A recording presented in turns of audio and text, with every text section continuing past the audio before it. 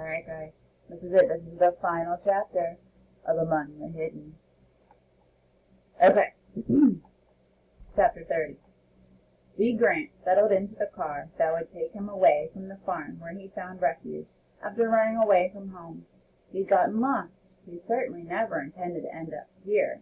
He surveyed the dusty barnyard in front of him, the ugly ruts of dried mud where tractors and trucks had left their tracks. He stared at the ramshackle barn and the peeling paint on the weathered house, sights that should have been entirely foreign to him, but weren't. Luke gulped. He was unable to keep thinking in his new identity quite yet. It was too soon, too hard, when his shoulders still felt the warmth of Mother's last hug. He looked down at his hands, clenched together in his lap, and they already seemed like someone else's against the background of his crisp new trousers. No more ragged blue jeans and hand-me-down flannel shirts for him. He had a whole suitcase in the trunk full of the same kind of fancy Baron clothes he'd laughed at all those months ago. He didn't care about the clothes, but he wished they'd let him keep his name at least. Yet Jen's father had been proud that he'd gotten to keep the same initials.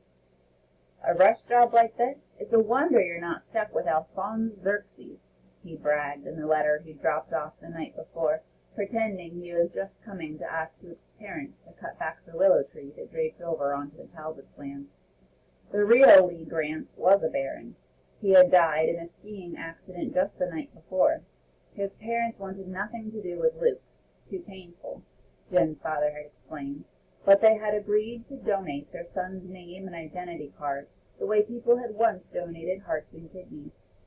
Some secret group that helped third children had arranged it. The group also had agreed to pay for Luke to go to a private school as a boarder year-round. Supposedly, he was transferring in during the middle of a term as punishment for running away. He read about such places in the old books in the attic.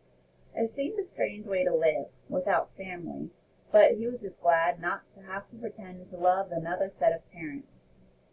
Now Luke looked back at his family's porch, where Mother and Dad and Matthew and Mark were standing and already waving.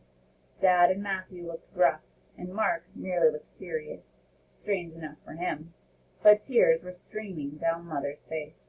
She cried, too, the night Luke had told his parents everything.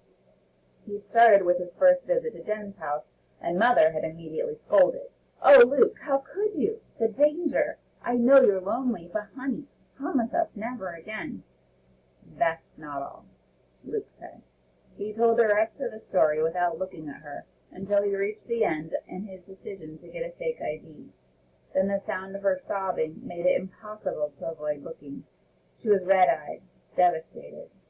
"Luke, no, you can't," she'd gasped. "Don't you know how we'd miss you?" "But, Mother, I don't want to go," Luke said. "It's just that I have to. I can't spend the rest of my life hiding in the attic. What will happen when you and Dad can't take care of me anymore?" "Matthew or Mark will," she replied. "But I don't want to be a burden on them. I want to do something with my life. Figure out ways to help other third kids. Make—" All the things he thought of sounded too childish to explain, in the face of Mother's sobbing. So he finished weakly, "Make a difference in the world." "I'm not saying you can never do that," she answered, "but that's years away. We'll figure out some way to get a fake ID for you when you're grown up. Somehow." She turned to Luke's father. "Tell him, Harlan." Dad sighed heavily. "The boy's right. He needs to go now if he can." Luke could tell his father's words came out painfully, but they still stabbed at him. Maybe part of him had been secretly hoping his parents would forbid him to go, would lock him in the attic and keep him as their little boy forever. "I've checked around some, quiet-like, to see if anyone's heard of a third child getting to live a normal life. Around here, they can't," Dad said. "As far as I can tell, he's not going to get another chance." Luke turned back to his mother because it was too hard to look at Dad while he was saying that, but the pain twisting Mother's face was worse. "Then I guess we don't have a choice," she'd murmured. That had been 2 days ago, and ever since then she'd called in sick to work and stayed home, spending every second with Luke. They'd played board games and cards, but she'd interrupted every move with, "Do you remember?" or, I remember. The coups he'd made as a baby, his first steps, his delight in discovering dirt the spring he was 2, the first time he'd hoed a straight row, the zucchini he'd grown as long as his arm, the bedtime stories and tucking ins. She was filling him up with memories, he knew, for the times when he'd have no one to talk to about his childhood, but it was hard to listen to. He wished they could just move their Monopoly pieces and pretend the time wasn't ticking away. But all too soon this morning had come. Jen's dad had pulled up in his fancy car and sprang out to shake hands with Luke's parents. "Mr. Garner, Mrs. Garner, thank you very much for reporting this boy's arrival immediately. From what I hear, the Grants were worried sick." He turned to Luke. "Young man, what you did was irresponsible and reckless.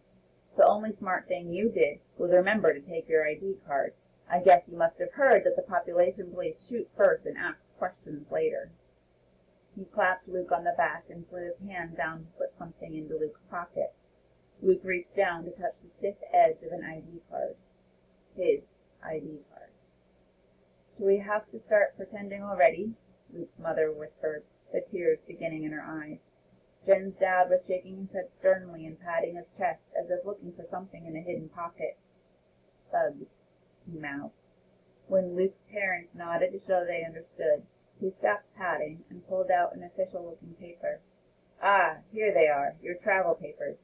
Your parents are sending you to Hendrick's School for Boys, and if you don't shape up—" Jen's dad gave him a stern look that somehow also conveyed his sympathy. Mother cleared her throat. "Would it be all right if we gave him a good-bye hug? We've gotten kind of fond of him, in the time he's been here." Jen's father nodded, and then both Luke's parents held him tight and released him. "Be a good boy now, you hear?" Mother said. Luke could tell she was trying to make it jokey, the way she might talk to some other mother's runaway son. But for the life of him, he couldn't come back with a joking response. He only nodded, blinking hard. And then he stumbled to the car and tried to be Lee. Jen's dad circled the car and slid in on the driver's side. He started the car and pulled out. "You're just lucky you're getting such a highly paid chauffeur," he said. "If I weren't a personal friend of your father's cousin—" Luke wasn't sure if there was a hidden message in the words or if Jen's dad was just talking for the sake of the bug. He decided he couldn't analyze it yet. He peered back at his frantically waving family until they were out of sight. Soon the car was passing the other side of the barn and the field beyond, views Luke had never seen, though he'd lived his entire life within 100 yards of them. In spite of the fear gnawing in his stomach and the anguish of missing his family already, he felt a thrill of excitement. There was so much to see. He'd have to tell Jen. The grief he'd been avoiding for days welled over him again.